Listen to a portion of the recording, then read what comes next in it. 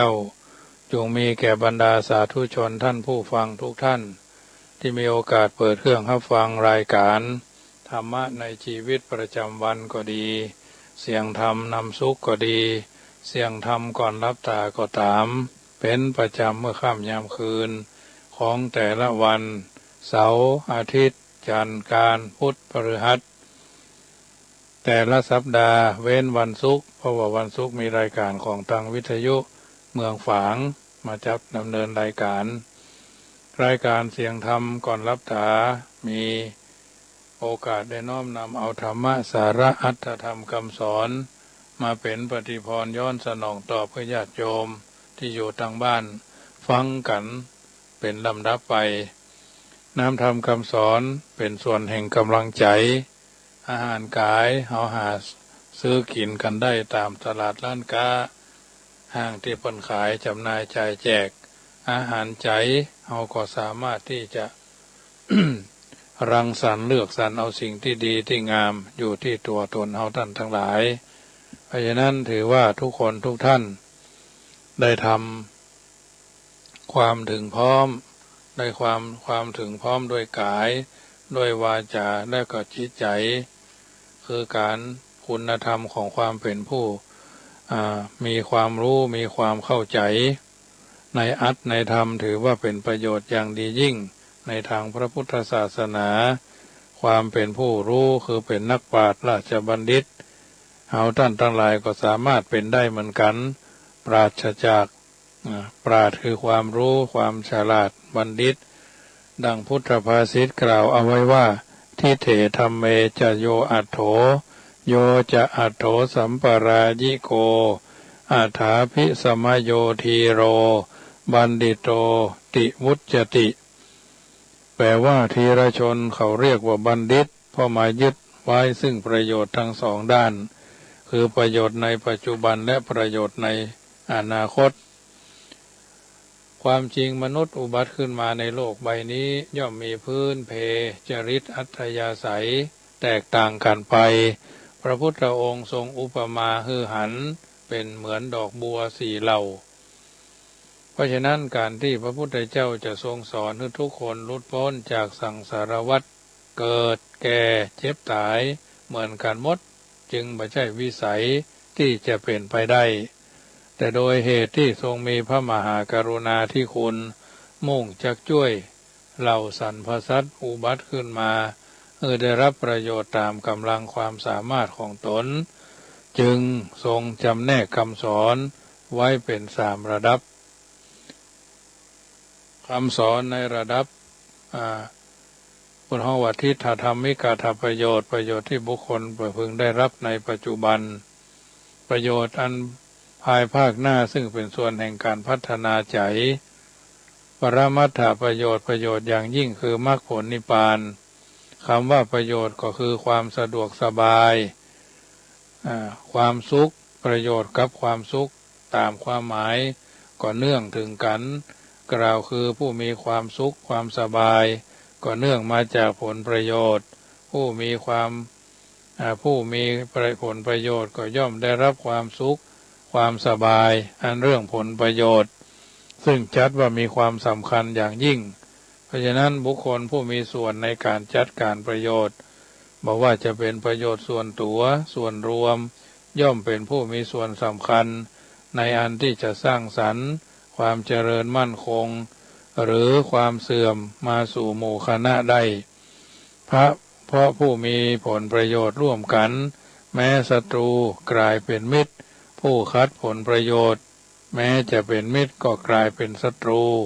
ผู้มีปัญญาจึงควรที่จะพัฒนาชีวิตของตนทั้งในส่วนปัจจุบันและอนาคตไปภายภาคหน้าทั้งส่วนที่เป็นอนาคตโดยอาศัยคุณธรรมเป็นแนวกำหนดในดำเนินตาม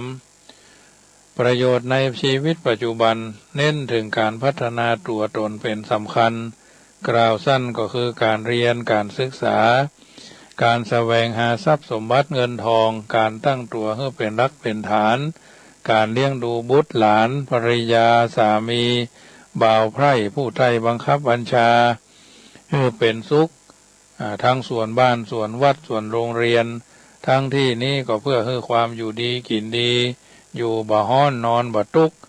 บุคคลประสบอิทธผลดังกล่าวแล้วจำต้องท่องคาถาหัวใจเศรษฐีว่าอุอากะสะขึ้นใจจนช่ำชองคล่องปากศึกษาให้เข้าใจและรู้ความหมายแล้วตั้งใจประพฤติปฏิบัติตามตัวดีเมื่อเป็นเช่นนี้ความอยู่ดีกินดีก็จะพึงเกิดมีอย่างแน่นอนโดยบ่ต้องสงสัยถ้าเพียงสนใจท่องบ่สนใจทำก็จะได้เพียงความจำบ่สามารถจะทำให้อยู่ดีกินดีได้มีไผจะเป็นผู้อยู่ดีกินดีได้เพียงต้องคาถาแต่โบราณท่านให้ภาวนาแล้วมุ่งแนวปฏิบัติประพฤติปฏิบัติเป็นสำคัญคำว่าอุก็มาจากว่าอุทานสัมปทาเสาะว่าสวรรค์แสวงหาความมันอุทานะแปลว่าการลุกขึ้นตรงกันข้ามกับคำนอนนานงานน้อยการลุกขึ้นทำงานก็หมายถึงความมันความขยันกล่าวคือบ่ขี้ข้านคนขี้ข้านก็คือคนเอาแต่นอนอ้างว่าหนาวอ้างว่าร้อนอ้างว่าหิวอ้างว่ากระหายเช้าสายบ่ายแรงแล้วก็บ่ทำงานอย่างสักอย่างขี้ข้านเกิดมาเป็นกาฝากสังคมยิ่งถ้าเกิดมาบนกองเงินกองทองก็ยิ่งถูกความร่ำรวยมั่งมีเงินทองมอมคือเพลิดเพลินกลายเป็นคนเสียคนหันงานยากเป็นงานง่ายเหลือวิสัยงานง่ายเป็นงานใหญ่ส่วนใหญ่เป็นของเหลือวิสัยแม้งานง่ายงานง่ายงานเบาบางเล็กน้อยก็เหมือนงานต้อยต่ำเตี้ยต่ำสุดท้ายก็กลายเป็นคนงอมืองอเท้าบ่ทำมันยังเป็นชิ้นเป็นอันชอบแต่ความสะดวกสบายคอยเลี่ยงที่ยากบากไปหาที่ง่ายหนาวก็ฮ้อนหนาวก็นอนหนาวก็นอนฮ้อนก็หนีหลีกหน้าไปหางานที่เบาหวังแต่สุขสนุกสนานบ่นึกถึงทุกข์อันจักตัวยมายามมีกินขว้างเบ้อขว้างบะงามยามบ่มีเสาะหาควักไขว่จนได้จนมีจนเป็นคนชอบผลแต่เบื่อเหตุเมื่ออยู่ในวัยที่อาศัยพ่อแม่ก็เพิ่นจึงบอกว่ายามพ่อแม่มีกินขว้างเบ้อขว้างบะยามพ่อแม่ล้มหายตายละเป็นบ่ห้อยน้อยจาเป็นบ่แหลมแต้มแตะญาติโยมชอบแต่สะดวกสบายอาศัยเป็นกาฝากแต่งงานก็อาศัยเมียกินแต่งงานก็อาศัยผัวกินเกาะพอกอเกาะมอกออยู่ฮะล่ะธรรมดากาฝากเป็นเพียงแค่กาฝากความเป็นวิสัยทัศน์ของความเป็นผู้นำผู้ชายก็ต้องเป็นผู้นำช้างเท้าหน้าผู้หญิงเป็นช้างเท้าหลังหรือเสมอกันก็บ่ค่อยจะดีนะผัวบ่นับถือเมียทองเต้าใดก็หมดเมียบ่นับถือผัวทองเต้าดุนหลัวก็หมดสอยนะธรรมดากาฝากเพียงแต่เกาะกินต้นไม้ที่อาศัยทายเดียวบ่เคยยังลากลึกโอบอุ้มต้นไม้ที่ตนอาศัยบ่ปล่อยลากลงสู่ดินเพื่อตั้งตัวเมื่อต้นไม้นั้นตายตัวเองก็พลอยตายไปโดยเพราะฉะนั้นอย่าเป็นเพียงแต่กาฝากเป็นคนที่ว่าอยู่ไหนบ่นิ่งดูดายอยู่บ้านท่านไม่นิ่งดูดายปั้นวัวปั้นควายให้ลูกท่านเล่นอยู่บ้านท่านไม่ได้นิ่งดูดายเลี้ยงวัวเลี้ยงควายให้ลูกท่านดูเล่นเพราะฉะนั้นปล่อยลากลงสู่พื้นดินทั้งตัวเมื่อต้นไม้นั้นตายตนเองก็พลอยตายตามไปโดยคนขายันหรือขยันจัดว่าเป็นคนฮักงานถืองานเป็นชีวิตถือชีวิตเป็นงานจึงมุ่งมั่นทำงานสู้ยากก่อนเพื่อง่ายในภายหลังฝ่าทุกข์ไปสู่สุขต่างหน้ากล้าต่อสู้กับอุปสรรคนานาประการ เมื่อยังอยู่ในวัยที่ต้องอาศัยพ่อแม่ย่อมอาศัยเหมือนไม้ไทรอาศัยไม้อื่นธรรมดาไม้ไทรเมื่ออาศัยต้นไม้อื่นย่อมพยายามยังรากโอบอุ้มต้นไม้ที่ตนอาศัยอยู่และปล่อยรากลงดินจนตั้งตัวได้เมื่อต้นไม้ที่ตนอาศัยตายต้นไม้แต่ต้นเองหาตายไม่ต้นที่มีนิสัยมั่นขยันก็ฉะนั้นคณะอาศัยพ่อแม่ก็เชื่อฟังตั้งอยู่ในโอวาทแต่ตนเองจะพยายามศึกษาเรียนทำการทำงานอย่างนักก็เอาเบาก็สู้เพราะมายุดภาษิตสอนใจว่าปูบ่มีตัวปูบ่มีหัวต้วมเตี้ยมพันพัวพาตัวไปได้งูบ่มีตีนป่ายปีนต้นไม้ได้ไก่บ่มีนมมันก็เลี้ยงลูกให้เติบใหญ่สืบพันธุ์ให้เฮาได้ทานถมไปคนเฮาทั้งสิ้นอย่าหมิ่นลบคมชาติชายอุดมอาจดีได้นาลางคนยากไร้เมื่อได้เสาะหาตั้งตัวได้นาหันอยู่มากมายนะปูบ่มีหัวต้วมเตี้ยมพัวพันปลาตัวไปได้งูบ่มีตีนป่ายปีนต้นไม้ได้ไก่บ่มีนมเลี้ยงลูกจนใหญ่โตสืบพันธุ์ให้เราเรียกให้เฮาหันถมเถคนเท่าทั้งสิ้นอย่าหมิ่นลบคมชาติชายอุดมอาจดีได้นาลางคนยากไร้เมื่อได้เสาะหาตั้งตัวได้นาหันอยู่มากมายดังนี้การทำงานทุกสาขาอาชีพญาติโยมสาธุชนด้วยความขยันหมั่นเพียรมีความบากบั่นบัดทอดทุละเป็นลักษณะของอุทานสัมปทาคำว่ามาจากคำว่าอารักขสัมปทาแปลว่าถึงพร้อมด้วยการรักษาตามหลักทางศาสนากำหนดมีให้ส่วนรักษาทรัพย์มีแสวงหามาได้บ่ใจได้เท่าใดก็จ่ายไปจนหมดจนเสี่ยงคนจีนจึงมีสำนวนอู้กันว่ารายได้ไม่สำคัญเท่ากับรายเหลือบางคนมีรายได้จำนวนนักหากแต่ยังมีส่วนเหลือบางคนมีรายได้บ่นักหากแต่ยังมีส่วนเหลือการใช้การจ่ายนี่ก็เหมือนกันเปิ่นบอกเอาไว้ว่ามี100จ่าย100หมด10มี100จ่าย10เหลือหลายมี100จ่าย1,000วอดวายรู้ใช้รู้จ่ายสบายหรือเปิ่นห้องว่าหญ้ากัวเจ๊กเล็กกัวฝรั่งสตังกัวไทยนะหญ้ากัวเจ๊กเล็กกัวฝรั่งสตังกัวไทยคนจีนเสื้อผืนหมอนใบมาอยู่เมืองไทยเพี้ยวพัดกวาดอยู่ห้องแถวมดละมดลึ่งมดสะมดสอยมดซอยร้อยเหมือนนามมนุนเจียงใหม่ละปูนมดละมดลึ่งนะญาติโยมอันนี้เพิ่นว่าเอาไว้หญ้ากัวเจ๊กเล็กกัวฝรั่งทะลุงทั้งนั้นแหล่ลีบุกแหล่เล็กเป็นเล็กเป็นลามากายที่ประเทศไทยเฮาทุกเมืองแห่งการก่อสร้างอัดเล็ดลีดเล็กลงทะลุงเล็กเนี่ยอันนี้ก็คือเล็กกัวฝรั่งสะตังกัวไทยนะจ่ายสัปปะกู้สัปปะกอขอคอจอกู้แล้วค่อยจ่ายกองทุนเงินล้านกองทุนเงินแผ่นดินคนละครึ่งคนละอย่างตัวอย่างที่เพิ่นฮื้อกันนั่นน่ะเพิ่นห้องว่าเฟส1เฟส2มายังก็ว่ากันไป7,000 5,000 3,000เงินเดือนผู้สูงวัยก็ใช่อยู่ในกองทุนเหล่านี้อันเนี้ยเพิ่นถือว่าขยันหาพร้อมด้วยการรักษาจัดสรรปันส่วนคำนวณรายรับรายจ่ายรายเหลือ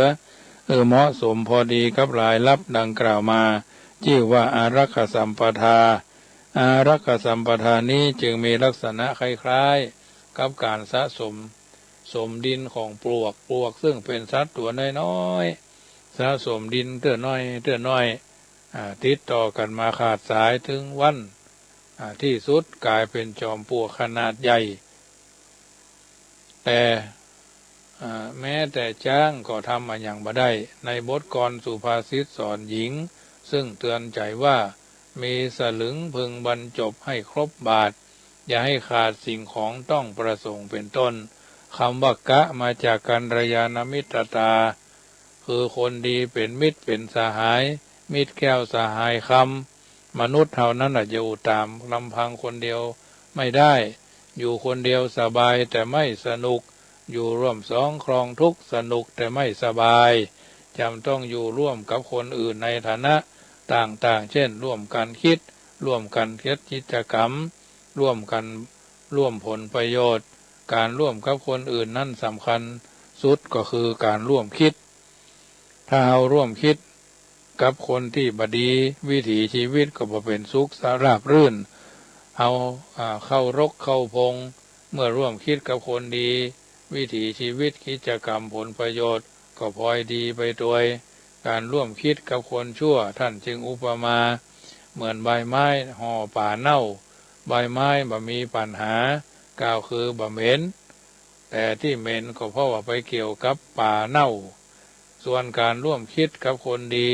อุปมาอุปไมยเหมือนผ้าที่ห่อกิษณาของหอมผ้าบ่ได้หอมแต่เพราะเกี่ยวพันกับของหอมจึงพลอยหอมไปด้วยเรื่องมิตรนี้จึงมีส่วนสำคัญอย่างยิ่งจะทิ้งกันก็บ่ได้จะขาดกันก็บ่ดีมิตรจึงมีสองประเภทมิตรแท้กับมิตรเทียมมีผลต่อความเสื่อมและความเจริญของการดำรงชีวิตเมื่อได้กัลยาณมิตรชีวิตก็ปลอดภัยไร้ปัญหาเมื่อได้มิตรปฏิรูปชีวิตก็สู้ผอมตรอมตรอมตรมเสื่อมสิ้นดังนั้นท่านจึงต้องเลือกเฟ้นก่อนที่จะสนิทสนมคุ้นเคยกันร่วมความคิดกันร่วมกิจการงานรวมผลประโยชน์ร่วมผลประโยชน์โบราณท่านบอกว่าเปื้อนกินนั้นหาง่ายเปื้อนตายนั้นหายากเปื้อนกินสินทรัพย์แล้วแหนงหนีหาได้หลายหมื่นมีมีมากได้เปื้อนตายยอมแทนชีวาวาดหายากฝากผีไข้ยากแท้จากหาเพื่อนกินนั้นหาง่ายเพื่อนตายนั้นหายากเพื่อนกินสิ้นทรัพย์แล้วแหนงหนีหาได้หลายหมื่นมีมากได้เพื่อนตายยอมแทนชีวาอาจหายากฝากผีไข้ยากแท้จากหาผู้จะคบหาจึงควรพิจารณาให้ทั่วอย่างที่โบราณกล่าวว่าคบคนให้ดูหน้าดูถึงหน้านอกดูถึงหน้าในดูถึงหน้าที่จึงจะรู้ว่าเป็นกัลยาณมิตรที่แท้จริงคำว่าสะก็มาจากสมะชีวิตาเลี้ยงชีพพอเหมาะพอสมควรแก่กำลังทรัพย์ที่หามาได้ข้อนี้มีหลักฐานคำสอนสืบเนื่องมาจากสุภาษิตสอนหญิงว่ามีน้อยใช้น้อยค่อยบรรจงจะจ่ายลงให้มากจะยากนานไม่ควรซื้อก็อย่าไปพี่ไรซื้อให้เป็นคาบเป็นมื้อทั้งข้าวหวานเมื่อพ่อแม่แก่เฒ่าชราการจงเลี้ยงท่านอย่าให้อดรันทดใจเมื่อต้องการสิ่งใดควรคำนึงถึงกำลังทรัพย์ความจำเป็นประโยชน์จากสิ่งนั้นไม่ควรทำในลักษณะที่ว่าหันจ้างขี้ก็เอาอย่างจ้างหันจ้างขี้ก็เอาขี้เอาอย่างจ้างเหมือนเมืองกว้างก็จะกว้างเอาอย่างเมืองเห็นช้างขี้ก็ขี้เอาอย่างช้างเห็นเหมืองกว้างก็จะกว้างเอาอย่างเหมืองควรดำรงชีวิตตามสมควรแก่ฐานะของตนบ่ฮือฝืดเคืองจนเกินไปบ่ฮือฟุ่มเฟือยจนเกินไปจึงหู้จักประมาณมตัญญูตาสัทธาสาธุเพราะการหู้จักประมาณฮือสำเร็จประโยชน์ทุกเมื่อถ้าแคบนักมักคับขยับยากหากกว้างมากมักไม่มีอะไรจะใส่สมหากสูงนักมักจะลอยไปตามลมหากต่ำนักมักจะจมลงบาดาลไปสัมปรายิกถะประโยชน์ในภายภาคหน้าคำว่าภาคหน้าภายหน้าเป็นระบบคุณธรรมที่อำนวยผล สืบเนื่องไปถึงภพชาติอื่นภพชาติเบื้องหน้าตามความหมายความว่าทรัพย์สมบัติทั้งหมดที่มนุษย์ใช้ความเพียรพยายามหามาได้ในปัจจุบันนั้นย่อมเป็นปัจจัยเอื้ออำนวยให้มีความสุขในชีวิตปัจจุบันเท่านั้นเมื่อตายแล้วทุกอย่างต้องทอดทิ้งไว้ในโลกนี้บ่สามารถจะนำติดตัวไปได้ดังในคำว่ายศและลาภหาไปไม่ได้แน่มีเพียงแต่ต้นทุนบุญกุศลทรัพย์สมบัติทิ้งไว้ให้ปวงชนแม้ร่างตนเขาก็เอาไปเผาไฟ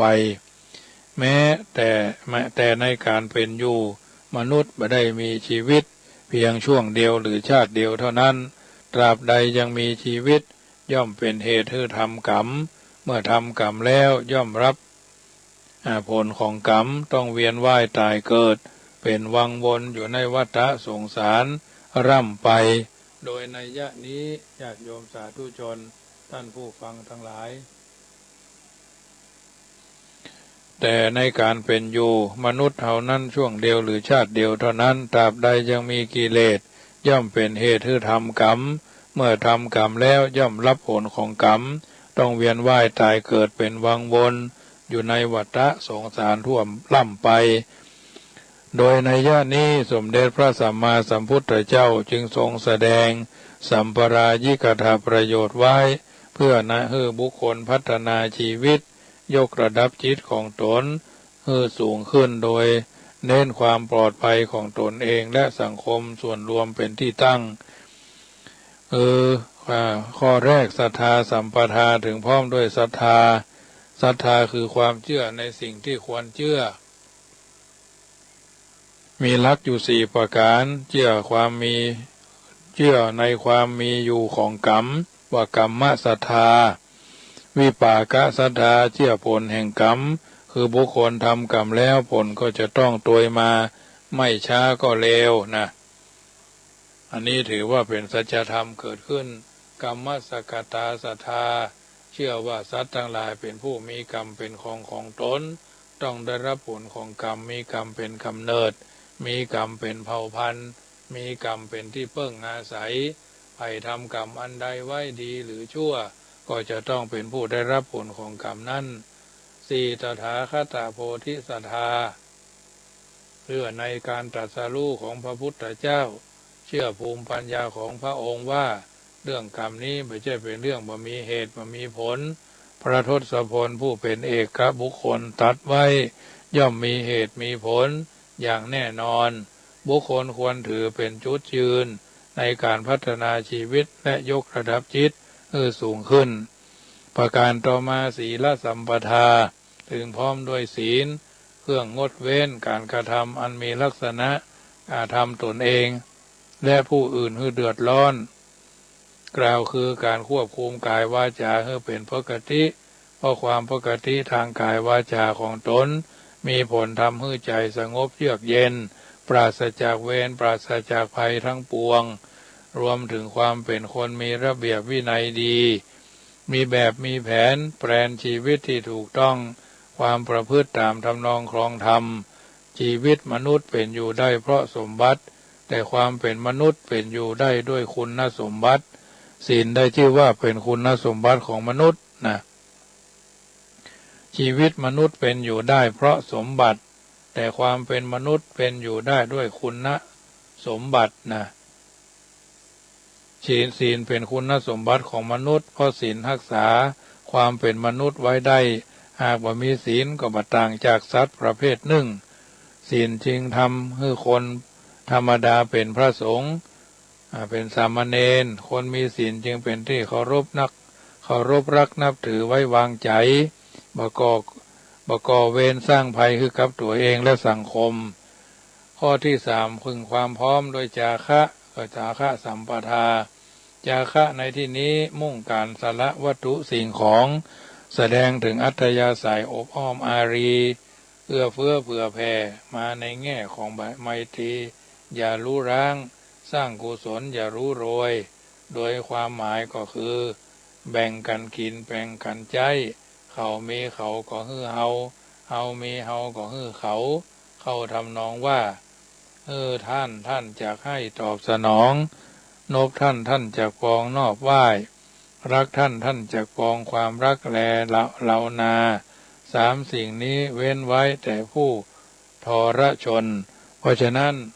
คนเฮาจะร่ำจะรวยจะมั่งจะมีอย่างใดโอกาสหนึ่งอาจจะขาดแคลนได้ในทำนองที่ว่าแม้เศรษฐีก็ยังขาดไฟการช่วยเหลือเกื้อกูลกันจึงเป็นกุศลที่จะอำนวยอวยผลเป็นเป็นที่เพิ่งของตนในโอกาสต่อไปกับทั้งเป็นเหตุเป็นปัจจัยได้สร้างได้เสริมได้เพิ่มได้เติมมิตรไมตรีในการดำรงชีวิตเพราะในการดำรงชีวิตมิตรไมตรีเป็นสิ่งสำคัญประการหนึ่งจึงที่จำปรารถนาการสร้างมิตรไมตรีคือเกิดขึ้นได้ความเสียสละเป็นคุณธรรมสำคัญหนึ่งประการหนึ่งซึ่งจะเอื้ออำนวยมีมิตรไมตรีเพราะคนมีที่ยินดีในการเสียสละมักเป็นคนมีอัธยาศัยกว้างบ่าเกยบาหันแก่ได้ภายเดียวคอยช่วยเหลือเจือจุนชอบช่วยเหลือแลเหลียวซึ่งความทุกข์ยากของคนอื่นเรียกว่าคนมีน้ำใจน้ำเพชรที่ว่าใสๆยังสู้น้ำใจที่บริสุทธิ์มาได้เป็นต้นอันคนที่มีน้ำใจนี้ย่อมเป็นที่เคารพรักนับถือของคนทุกคนทุกหมู่เหล่าเข้าทำนองที่ว่าความเมตตาอารีเอื้อเฟื้อเผื่อแผ่แล้วเหมือนปลูกบ้านสร้างเฮือนคนอยู่อาศัยจะอยู่หรือไปณถิ่นฐานแห่งใดย่อมปราศจากเวรภัยอันตรายทั้งหมดเป็นต้นญาติโยมสาธุชนท่านผู้ฟังทั้งหลายอันนี้เป็นธรรมะปฏิพรย้อนให้ญาติโยมสาธุชนนำไปคิดพิจารณาถูกต้องท่องแท้สมกุลสมค่าที่เฮาท่านทั้งหลายได้เกิดมาเป็นชาวพุทธมาพบพระพุทธศาสนากระทำบำเพ็ญตนตัวไปตามกาลสมัยการตามที่ได้อธิบายมาสาธุชนได้ยินได้ฟังแล้วเป็นจะได้กึศจะได้ค่อยใจเทิงแปลงใจเทิงก็โทรศัพท์ทักทายกันเข้ามาได้เนอะ0615476539 0615476539 1เสียง1สาย1กำลังใจโยมแม่เรนูก้อนแก้วโยมแม่ขวัญเมืองหลังวัดช่างเคียนนะเชียงใหม่เป็นจะได้พ่องฝนตกกว่าวันนี้ทางละพูนก็คึ้มตกมาประมาณบ่ายโมงบ่ายสองช่วงหนึ่งก็หายไปเย็นดีวันมะค่ำยามแรงของวันนี้ช่วงนี้เมาออกเนาะเมาออกแมงมันก็ออกแมงไม้ก็ออกกบอึ่งอ่างคางคกออกหยับเงียบแล้วแมงนูนก็ออกเขาซองกันสดญาติโยมวันนี้ถ้าแดดพดจดออกมากับแมงมันถ้าจะออกแต่เมาะเพราะฉะนั้นดูกันเข้ามาเนอะเจริญพรเข้าใจดีเนาะ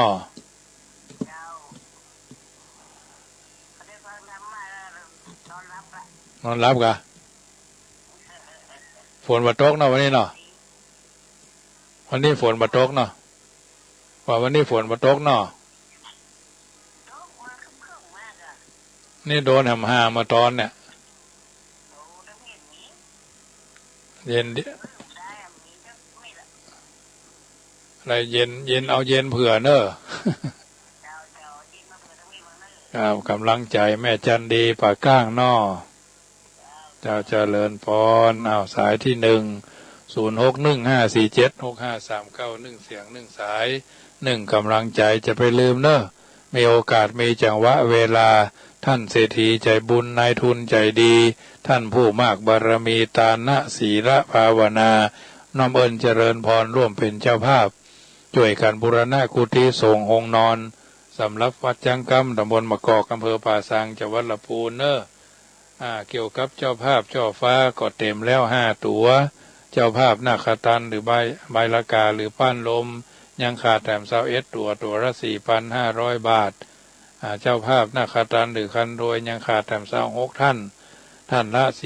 3,500 บาทเนาะเจ้าภาพกระดิ่งหรือเด้ง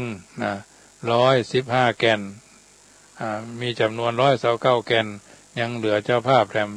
115 แก่นเป็นเจ้าภาพร่วมกันได้แก่นละ499 บาทถ้าจะเป็นตารางเม็ดก็ตารางเม็ดละ200 บาทตามเจตนาของท่านเมื่อ2 วันก่อนมีโยมสมพงษ์โยมอัมไพ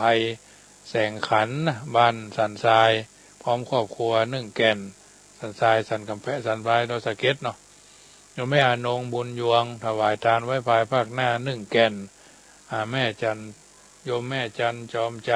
ถวายไว้ภายภาคหน้า1 แก่นโยมสายฝนจอมใจพร้อมด้วยครอบครัว1 แก่นพันสันทรายโดยสะเก็ตเนอะเป็นเจ้าภาพร่วมกันได้ไปได้เรื่อยๆ1 เสียง1 สาย1 กำลังใจเศษสตางค์ของท่านเล็กๆน้อยๆร่วมกันรวบรวมกันเป็นบูรณะกุฏิสงฆ์ห้องนอนจ่อฟ้า6 ตัวเต็มแล้วใบละกาป้านลม25 ตัวเหลือแหมตัวละ 4,500 บาทคันถวยหรือนาคตัน28 ตัว3 ตัวละ 3,500 บาทยังขาดแถม26 ตัวกระดิ่งแขวน129 แก่นยังขาดแถม115 แก่นละ499 บาทถ้าจะเป็นเจ้าภาพห้องนอน5 ห้องละ 25,000 บาททำบุญตามตารางเม็ด2,564 ตารางเม็ดละ200 บาทน้อมเอิญเจริญพรเนอสมดังพุทธภาษิตผมดังคำกร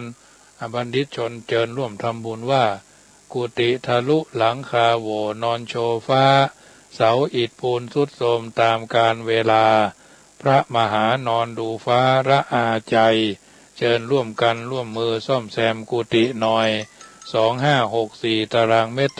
ดละ200อย่าให้นอนนับดาวมันหนาวใจ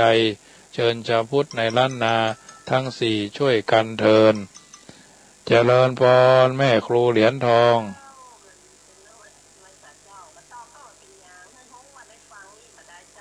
เจ้าเป็นกำลังอนุโมทนาเนอเจ้าได้ฝนแหม5ประมาณบ่าย 1 บ่าย 2ได้ฝนประมาณบ่าย 1 บ่าย 2นี่ค่ะมาอยู่เรื่อยๆศาลาเล่มได้ยาการใช่กันวันเนี่ย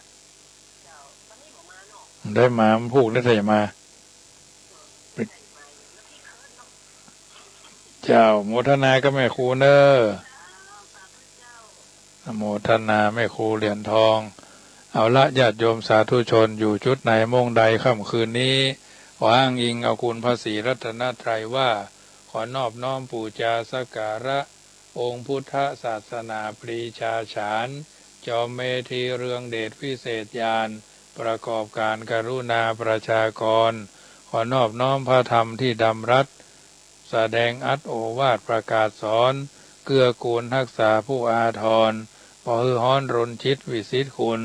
ขอนอบน้อมพระสงฆ์ทรงสีขาจาริยาล่ำเลิศประเสริฐศูนย์รักษาศาสตร์พุทธาเป็นนาบุญช่วยกำจุนนำพาประชาชนด้วยเดชาอนุภาพพระไตรรัตน์เป็นดุจชัดศาสนาสถาผลขอจุงละความชั่วทั่วทุกคนประกอบตนเสริมสร้างแต่ทางดียิ่งมีใจประสบสุขนิราชทุกปรีเปรมเกษมศรี